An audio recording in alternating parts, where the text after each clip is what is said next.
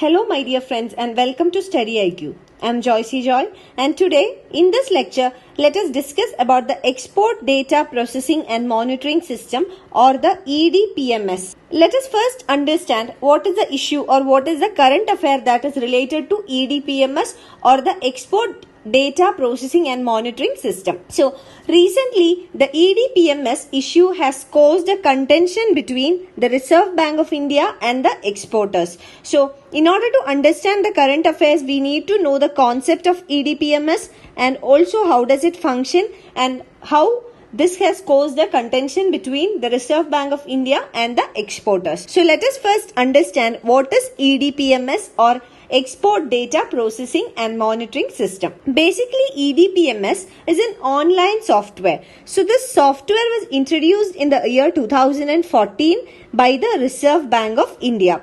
And this software was given to all the commercial banks in the country. So, basically, it is an online software introduced by RBI in 2014 for all the banks, and the purpose of EDPMS was to bring the transaction of the banks with the exporters online. So, EDPMS was a software where banks have to register the transactions between the bank and the exporters, and this transaction details must be provided online. Now let us see how does this system work. So under the system of EDPMS, the banks will download the shipping bills or the Softex forms issued by the export agencies. For example, customs or special economic zones, software technology parks, etc. issue certain shipping bills. So, the banks will download these bills, and what will the banks do? They will download and upload it. And later, this data from the bills issued by various export agencies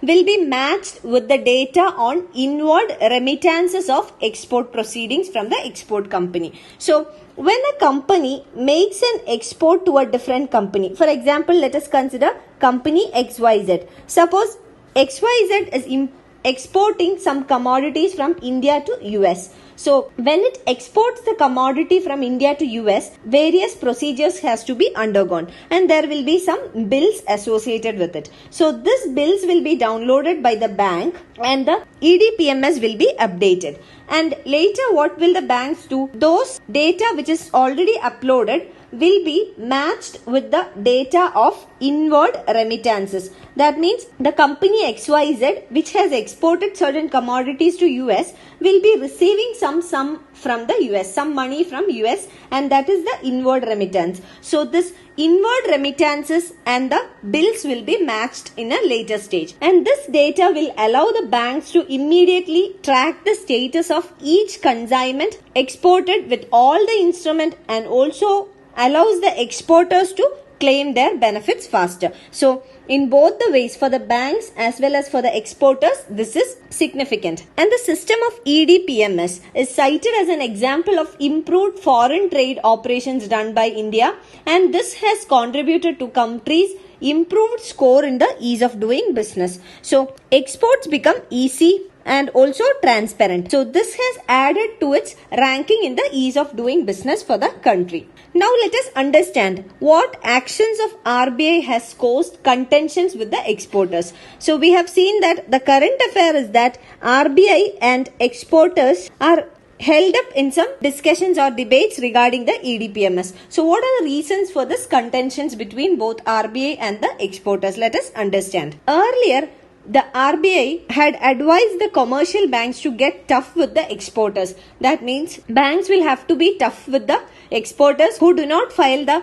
details of their export consignments with the EDPMS. And even after several reminders to the banks and to the exporters, the export data was not up to date. So, RBI was very strict with the banks and the banks were asked to be strict with the exporters. But even though RBI gave several warnings to banks, the data in the EDPMS was not updated properly by the banks as well as the exporters. And after the banks have ignored the warnings of RBI, RBI has now warned the banks that exporters whose data are not captured by the software, that is by the EDPMS, will be put in a caution list. And what will happen if the exporters are put in the caution list? If they are included in the RBI's quotient list, exporters will be denied packing credit, and also it will lead to non-negotiation of letter of credit. So these two terms are important, packing credit and non-negotiation of letter of credit. So let us understand these two terms first and then proceed with. The first one is packing credit. So what is a packing credit? Packing credit is a borrowing facility, and this borrowing facility is provided by a financial institution. For example, a bank. A financial institution provides a borrowing facility to help the exporter, and this can be for buying or making of the products like manufacturing, or this can also be for transporting them before the shipment. So before shipment or before the export, whatever cost is incurred by the exporter, it can be financed through a packaging credit or packing credit. So it is basically a borrowing facility that is provided by various financial institutions like the banks to the exporters for any activity undertaken by them before the export of the commodity. So that is packaging credit. Now next one is letter of credit. This is very important term with regard to exports. So what is a letter of credit? Letter of credit is a letter from a bank, and it is a guarantee that the buyer's payment to the seller will be received on time and for the correct amount. To make it more clear, let us take an example. Letter of credit is issued by one bank to another bank. So this is between two banks. And now in the previous example we have seen XYZ is an Indian company which makes its exports to United States. Now Indian company is exporting to US. So this export is done to US, and therefore the letter of credit will be issued by the bank in US. So what does the bank in US do?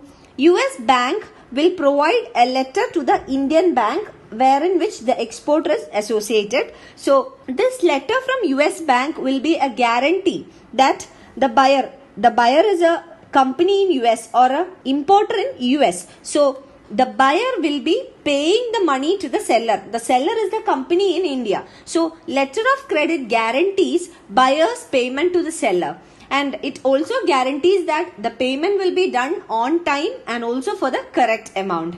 And if in case the buyer, that is the US company, if it is unable to make the payment on the purchase, the bank will be required to cover the full or remaining amount. So this is basically a letter of guarantee or a letter of promise which is provided by one bank to the other. So that is very important. Letter of credit is provided by one bank to another bank, and it is a very important component for international trade, because it is on the basis of the letter of credit that one country exports certain commodities to other country. So before making the exports, letter of credit is received. So it is a guarantee provided by the bank of the receiver to the bank of the seller. And because it is concerned with export imports or with international trade, one bank would be in the exporting country.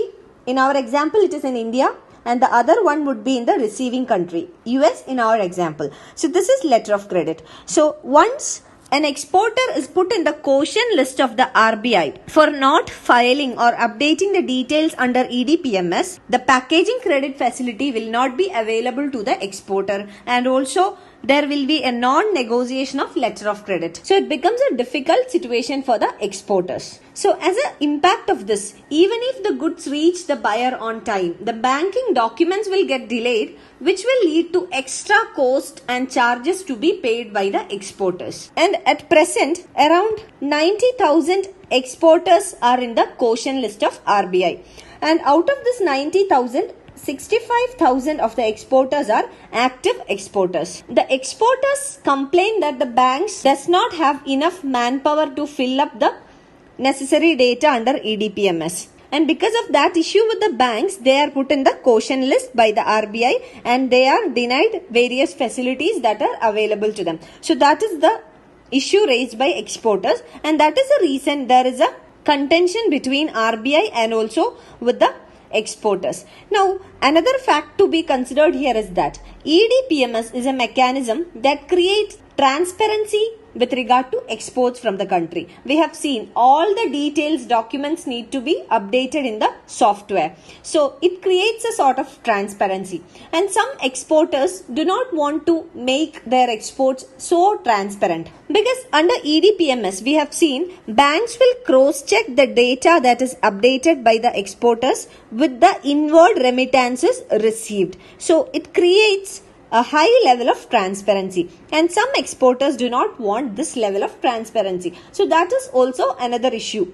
Now, why is RBI keen on EDPMS? The EDPMS will improve India's business climate because it provides for ease of doing business. There is more transparency, so the business climate in the country will improve. And that is one reason RBI is very much keen on EDPMS. And the second factor is that the RBI will be able to check on the dollar remittances. So there is a cross-check mechanism which we have discussed. So once the banks updates the data on EDPMS, this data will be cross-checked by the inward remittances received by the exporter. So this mechanism allows the bank or the RBI, which is a central monetary authority of the country, to check on the dollar remittances, because RBI is the custodian of forex reserves of the country. So a check on the remittances will help in checking the status of forex reserves as well. And this will help RBI to manage the forex operations in the forex market. And therefore, to ensure that all the data is updated before December 31st of 2018, RBI has warned that RBI will be forwarding the names of exporters who have not updated, that is those who are in the caution list, to the Enforcement Directorate, and this will be done according to FEMA. FEMA is Foreign Exchange Management Act.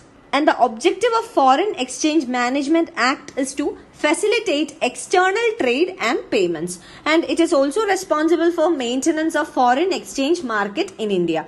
So RBI would be transferring the names of those who are in the caution list to the Enforcement Directorate, and this will be according to the rules in FEMA, Foreign Exchange Management Act. And that is the reason there is a tension between RBI and different exporters who are in the caution list. So this is the current affair, and this is an important topic for anyone who is preparing for any competitive examination. The terms like letter of credit is very important. It is also important to know how the exports are regulated or supervised and monitored by the monetary authority of the country. You can find the PDF of this lecture on my Facebook page, and for any queries regarding your UPSC preparations, you can get in touch with me on my Facebook page, or you can email me at joyce.studyiq@gmail.com. Thank you. I wish you all a very good day.